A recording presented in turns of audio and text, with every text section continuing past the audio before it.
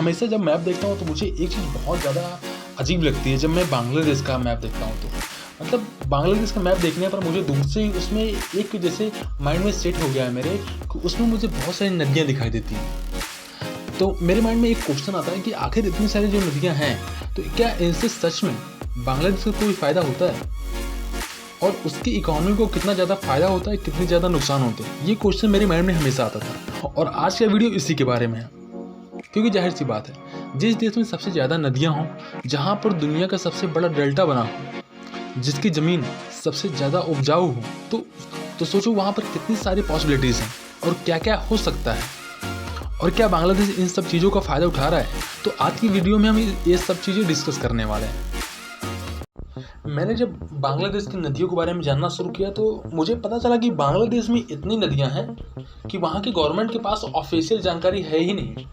मतलब कई लोग कहते हैं कि 700 नदियां हैं, कुछ कहते हैं कि 800 नदियां हैं। जैसे कि रामपुर में ऑफिशियल्स का कहना है कि 83 नदियां हैं, लेकिन वहाँ पर जो रहने वाले लोग हैं वो कहते हैं कि 200 नदियाँ हैं या फिर 260 के करीब नदियाँ हैं। मतलब कि इसका जो ऑफिशियल डाटा है कि वहाँ पर कितनी सारी नदियाँ हैं, इसके बारे में सरकार को कोई निश्चित जानकारी नहीं है और इसका मैप तो बिल्कुल भी नहीं है। और शायद इतनी सारी नदियाँ होने के कारण बांग्लादेश ने पाकिस्तान के मुकाबले और काफ़ी ज़्यादा इम्प्रूवमेंट किया है अपने इकोनॉमी में और बहुत तेज़ी से ग्रो किया उसने।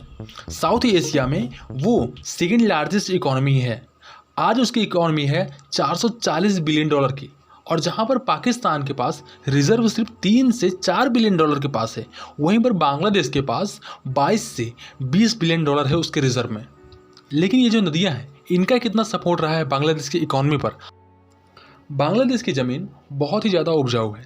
यहाँ पर नदियों के साथ साथ एक दुनिया का सबसे बड़ा डेल्टा भी है जिसे गंगा ब्रह्मपुत्र डेल्टा भी कहा जाता है। और ये ज़मीन इतनी ज़्यादा उपजाऊ है कि इस पर कुछ भी उगाया जा सकता है। मतलब कृषि के लिए, खेती के लिए सबसे अच्छी ज़मीन मानी जा सकती है, ये आपको मैं बता सकता हूँ। और अगर मैं इस डेल्टा की बात करूं तो हर 3 में से 2 बांग्लादेशी नागरिक इस डेल्टा पर निर्भर करता है। मतलब 110 मिलियन लोग इस डेल्टा पर निर्भर करते हैं और इसके आसपास रहते हैं। अगर हम कृषि के लिहाज से बात करें और खेती के लिहाज से बात करें तो ये जो नदियां हैं बहुत ज़्यादा इंपॉर्टेंट रखती हैं बांग्लादेश के लिए, क्योंकि यहाँ पर बहुत ज़्यादा लोग काम करते हैं, बहुत ज़्यादा लोग खेती करते हैं। और सबसे बड़ी बात ये है कि इन नदियों के द्वारा बांग्लादेश की इकोनॉमी बहुत ज़्यादा बूस्ट होती है। जैसे कि जो कृषि का काम है वो तो होता ही है, इसके अलावा ट्रांसपोर्टेशन का काम भी हो जाता है। पूरे देश में अगर कहीं पर रेलवे नहीं है, कहीं पर सड़कें नहीं हैं, तो नदियों के द्वारा ट्रांसपोर्टेशन हो सकता है। क्योंकि बांग्लादेश के जो वाटरवे हैं उनकी लंबाई है 9,833 किलोमीटर और 5,400 किलोमीटर तो हमेशा चालू रहते हैं। मतलब इस पर ट्रांसपोर्टेशन हमेशा किया जा सकता है, इससे ट्रैवल हमेशा किया जा सकता है और इस पर काफ़ी ज़्यादा कम फ्यूल लगता है और आसान रहता है, सस्ता रहता है लोगों के लिए। इसके अलावा बांग्लादेश की आबादी का 11% हिस्सा मछली व्यापार में काम करता है और ये सब कुछ सिर्फ नदियों के कारण ही संभव हो पाता है। और हम सभी जानते हैं कि ग्लोबल का जो fast fashion super power house है वो बांग्लादेश को आजकल कहा जाता है।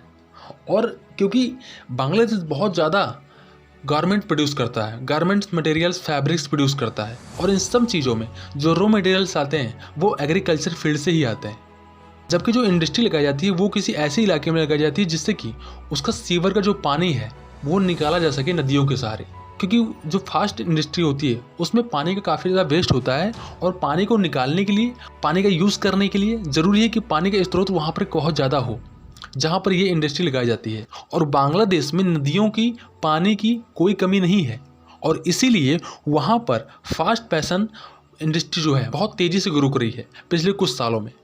और जाहिर सी बात है ये सब इसलिए हुआ है क्योंकि वहाँ पर नदियाँ काफ़ी ज़्यादा हैं और इनसे बांग्लादेश काफ़ी ज़्यादा इम्प्रूवमेंट करके अपनी इकोनॉमी को बूस्ट दे रहा है। बांग्लादेश की जो टोटल जीडीपी है उसमें एग्रीकल्चर की बात करें तो 12% हिस्सा एग्रीकल्चर का हिस्सा है, जबकि इंडस्ट्री का 29% हिस्सा है।